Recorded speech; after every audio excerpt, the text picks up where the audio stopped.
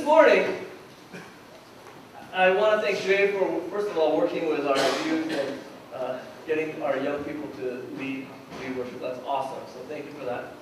And this morning, I want to talk to you about a little phrase that Christians like to use or have a tendency to kind of say. I don't know if we really think about what we're saying, but we use it. And on the next slide, it shows us that it's, have you guys ever heard this? God will provide, right? We like to say that. I don't know, somehow it brings some kind of a comfort to us when we say it. Maybe we say it because things are out of our control and we like to leave it up to God. And we like to say it. And as you think about this statement and what it may mean to you and its significance, here are some questions for you to think about. And also for those of you who like to take the message and talk about it in your small group, here are some questions that you can talk about. One, do you really believe that God will provide? Thank you, Jay. I want you guys to talk about, do you really believe? And the follow-up question is this. How far would you go in trusting God? And give a real life scenario from your life. Whether it's work, whether it's somebody in your life, whether it's something going on, right? Give a real life scenario and ask yourself, how far would I go in trusting God with this thing? Okay, think about that. Third and final question is there anything you are withholding from God? Meaning, is there something that you're not giving up to God, which shows that you don't really trust God? And this is the part I think a lot of us are at. We can say, oh, God will provide. But some parts of our lives, we haven't completely given up to God because we don't really know if God will provide in this area of life. Right? The passage I want to share with you today deals with these questions. And it comes from the book of Genesis, chapter 22. It's the story of Abraham and his son Isaac. Right? Most of us are familiar with that. Abraham and his son Isaac. But before I read this passage, I want to say that I believe it's only when we look at the Bible with real eyes that it becomes real in our life. Okay? Only when we look at the Bible with real eyes does it become real in our life. And I say that because I think Christians have a tendency to kind of glaze over or Christianize some things in the Bible which are actually quite scary, quite unbelievable. But we just kind of jump over it because we've been kind of taught to accept these things in the Bible. But I think we've really got to look at these passages in the Bible with real eyes. So here we go. And I got to use my reading glasses today.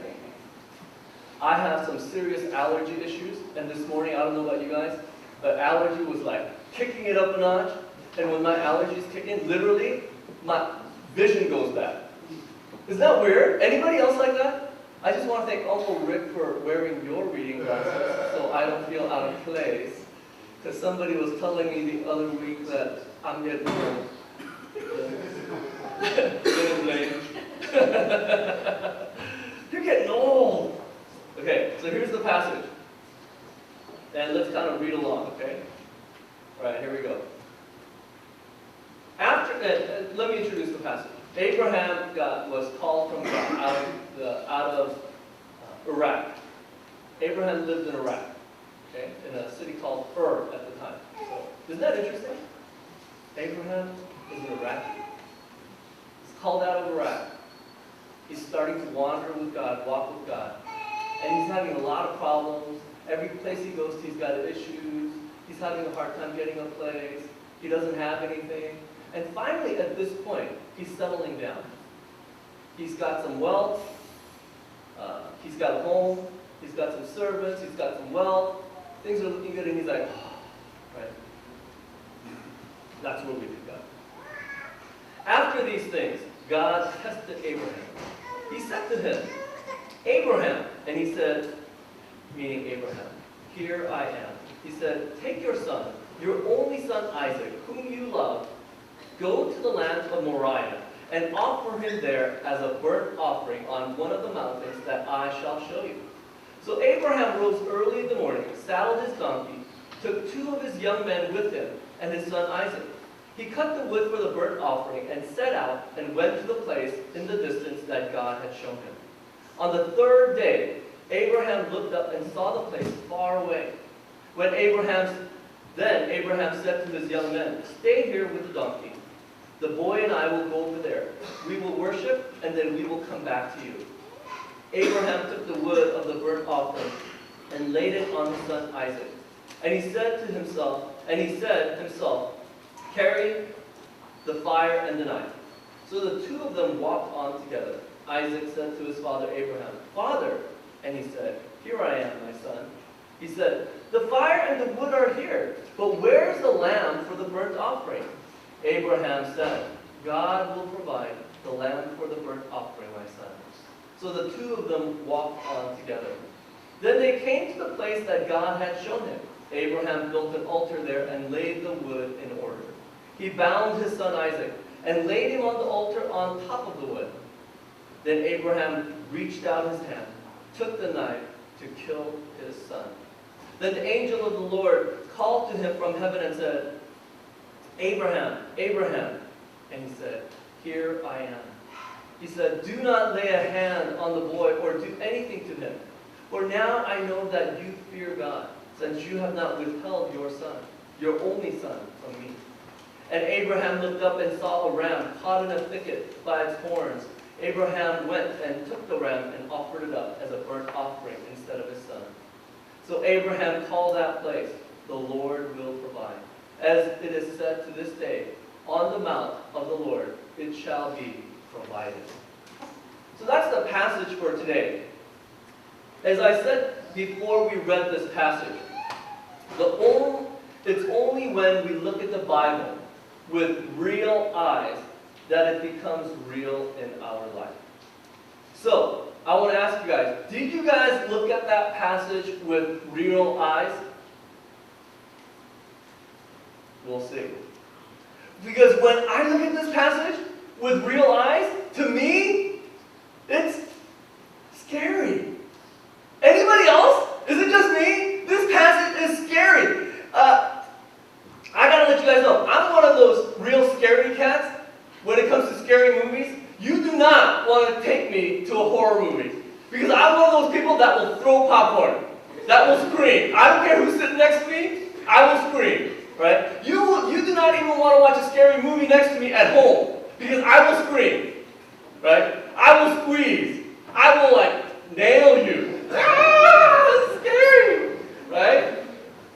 So when I hear this story about Abraham and his son Isaac, I'm thinking, this is a horror movie of biblical proportion. It is. It's scary. I can picture Abraham. I'm thinking horror movie, right? I can picture Abraham lying in bed in the darkness. And horror movies are always scary, not because just what you see, but because of the music, right? So you gotta imagine in your head something like Friday the 13th music in your head. You know that little chiming thing that Friday the 13th's got going as he gets closer and it starts speeding up. Right? So imagine that in your head. And I'm seeing Abraham lying in the darkness when he hears a voice and he gets up. And I imagine him getting up with a stoic face. And he hears a voice. "Abraham, Abraham, go and kill your son." In the morning. Morning comes, he wakes up. He takes his son, he takes a couple servants, puts the stuff on a donkey, and they're going. Walking, walking, walking. For 3 days they're walking. They get to a place where animals can't even go anymore, and he tells the servants, "Stay here with the donkeys. My son and I are going to go ahead." Abraham takes the wood for the fire, puts it on his son Isaac. "Carry this." And Abraham, what does the Bible say he's got? He's got a fire, and he's got a knife! At that point, I would be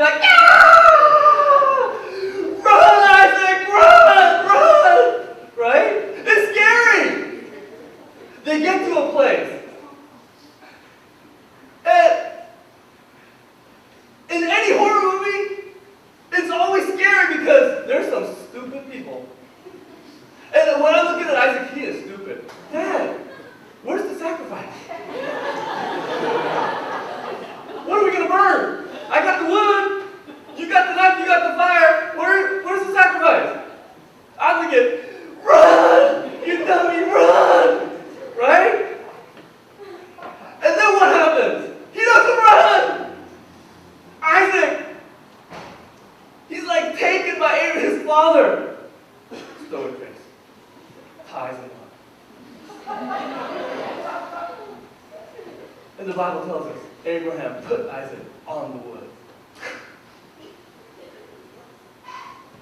And he takes the knife and he raises it. And he is seriously going to kill his only son, Isaac. Oh my gosh, that is crazy, right? When I look at Abraham, I cannot help but think, Abraham, you are one sick puppy. You are crazy. He is. But others, when we read this story, we have a tendency, as I said, to glaze over it and not see it for what it is. This is one of the scariest stories, I think, in the Bible. This story is what confuses the world about what we believe. How can God let this happen?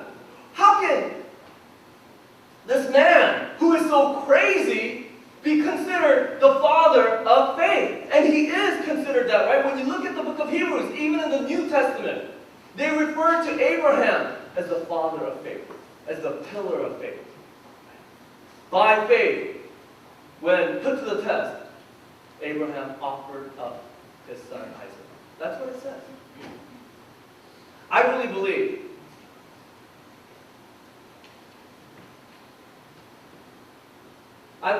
that he is a model of faith, not because he is a perfect guy. We kind of mess up this passage because we think Abraham is a perfect guy. Because you go, oh, father of faith, pillar of faith. Oh, he must be perfect. No. He is not considered a model of faith because he's a perfect guy. Abraham is a model of faith, not because of his own personal perfection, but because God is in his life. That's why he's the model of faith. Abraham is a perfect model of faith, not because of his, good qualities, but he's a perfect model of what God can do when anyone is willing to trust God. No matter how sick, no matter how scary, no matter how broken that person may be. And that's what we get from Abraham. He is a totally broken man. He is. I really believe that God can. I believe that God can. And anyone who believes and trusts in God, God can. Look at Abraham. First of all, he was old. I'm feeling old because I got to wear reading glasses. Abraham was really old, right? He was more than 100 years old when he had Isaac. His wife Sarah was more than 90. That's old. Abraham was a coward and a liar. When he got scared, as he was traveling, people found his wife Sarah appealing. They looked at Sarah and said, ooh, that woman, she's hot. She's 90, but she's hot. That's what they said. So, woo, that's all wrong. It is so wrong. That's what people were saying. And Abraham sensed that people were willing to kill him to get Sarah.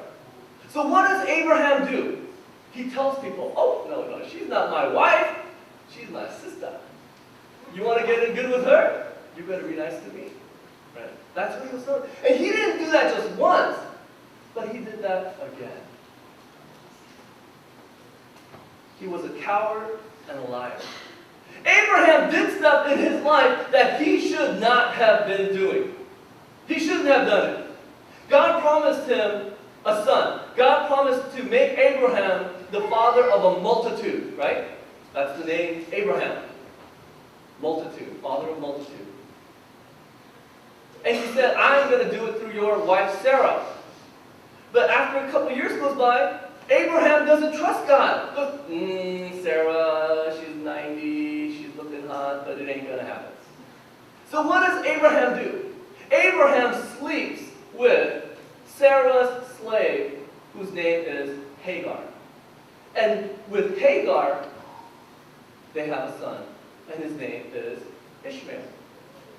Ishmael. All this time, Abraham had been waiting, and God's promise wasn't coming. So he takes things into his own hands. Does that sound familiar? Takes things into his own hands.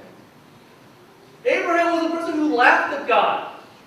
When angels come later and said, Abraham, hey, calm down. Stop trying to control everything in your life. God's in control. God's going to give you a son. Don't worry.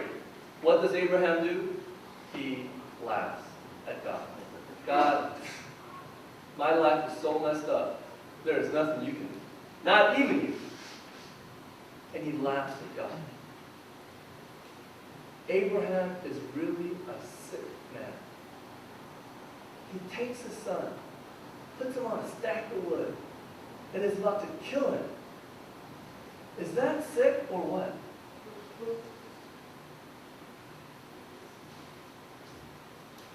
From being that sick person that Abraham is,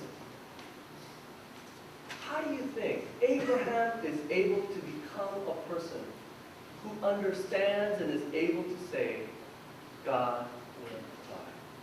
Because isn't that what Abraham says several times in that passage? God will provide.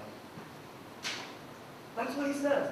And I really believe the first thing that Abraham was able to do is this. Abraham learns to trust God. Abraham learns to trust God. And we need to be able to trust God in our life. Trust is a learning process. In any relationship that you have, trust is a learning process.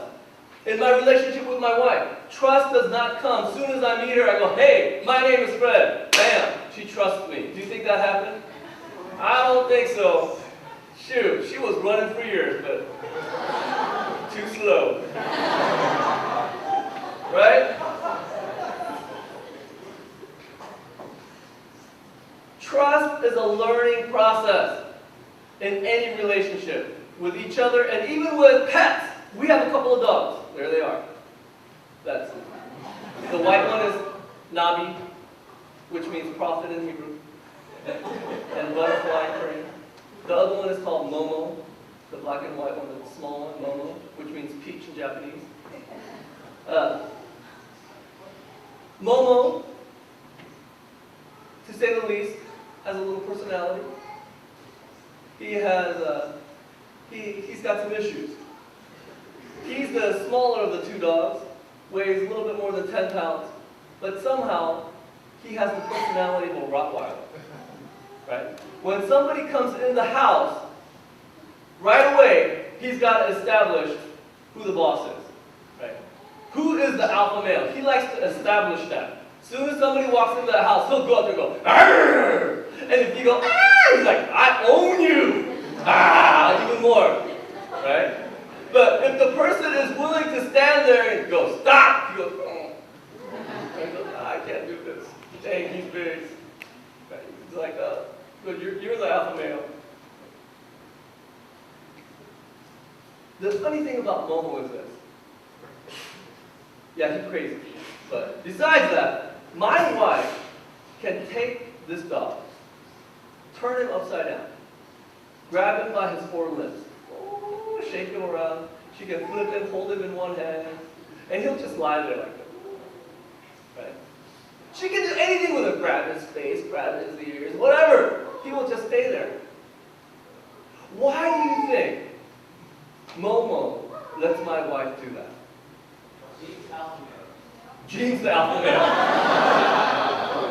True. Jay knows. Jay calls it like it is. True. But yeah, he trusts Gene. Because she has had him ever since he was a puppy. She took care of him, fed him, bathed him. Even when he makes a mess in the house, she loves him, cares for him. So, he has come to trust Gene. That's what it is. And I believe that Abraham was in that process of learning to trust God every day. He kept messing up, but God was there. Abraham is old, God takes care of him. Abraham lies, God cares for him. Abraham does something he shouldn't do, God takes care of him. And Abraham learns to trust God. That's the relationship that we have with God. Don't worry about it, guys. That's just Teo just having a good time. Right? And we like to test our relationship with God in our life. I really think we do. Right? We do. We like to test our relationship in small ways on a daily basis. I bet you do it too, because I do it. Have you ever prayed before a test? Please, God, let me get an A. For me, it was like, please, God, let me pass. Right? That's how it was. Have you ever prayed in a parking lot? Please, God, let me find a good parking space. But we all know we need to park far away, get a little exercise. Have you ever prayed in Costco? God, let me find the shortest cashier line. Cut off some old lady. Have you ever prayed at work? Please, God, let me make some more money. Please, God, let me get a promotion. Have you ever prayed about love? I know my wife has. Please, God, let me make a handsome man. Have you ever prayed about love? Have you ever prayed, God, please let me get a handsome boyfriend like HT?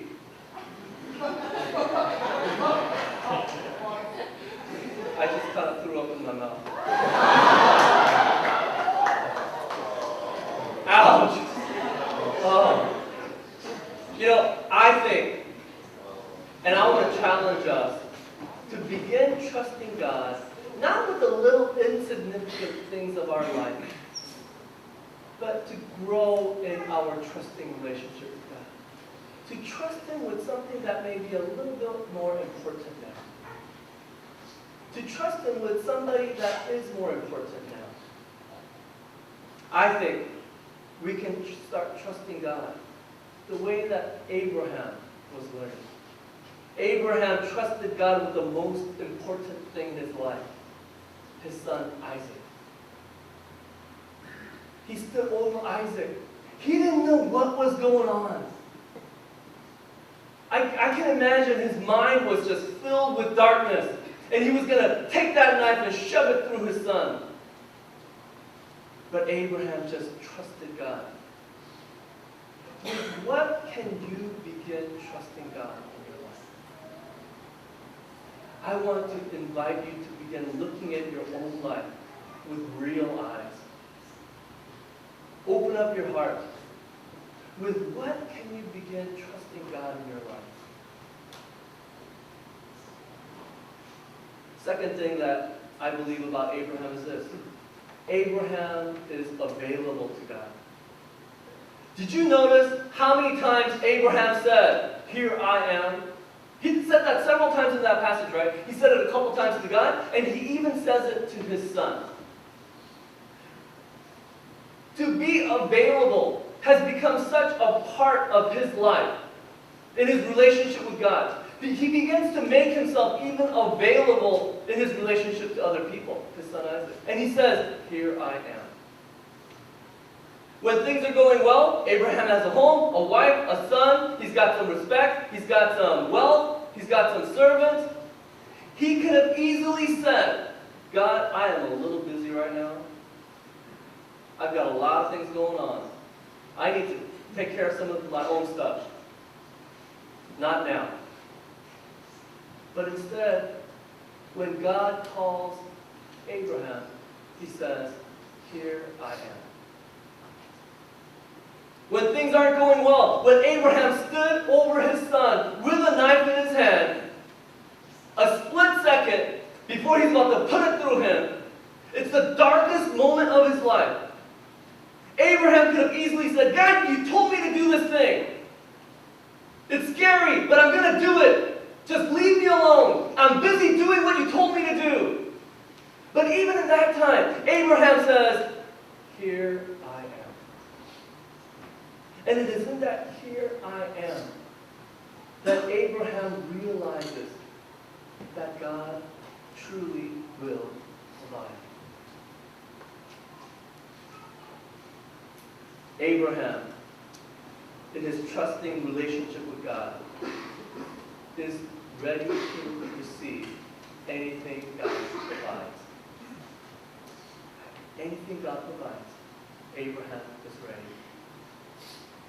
You know, when Paul wrote to the church in Rome, it's not in the overhead slide, but it says, you know, don't just dedicate, don't just sacrifice the little things of your life, but dedicate and sacrifice to me. Give to me the things that are most important in your life.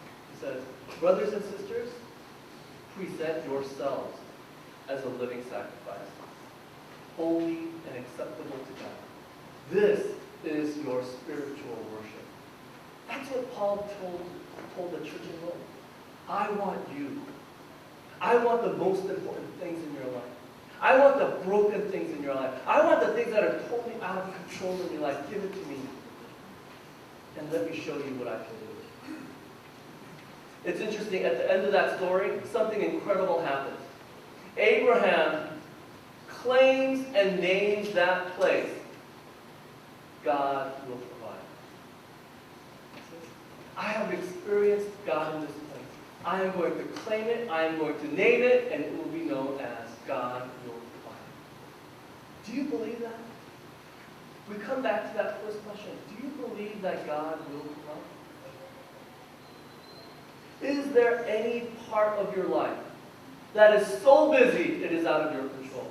Is there any part of your life that is just crazy, you don't know what to do? Is there any part of your life that is so sick, you don't want to share it with anybody? I want to challenge you to claim it for God and to name it. God will provide. Amen? Let's have a word of prayer.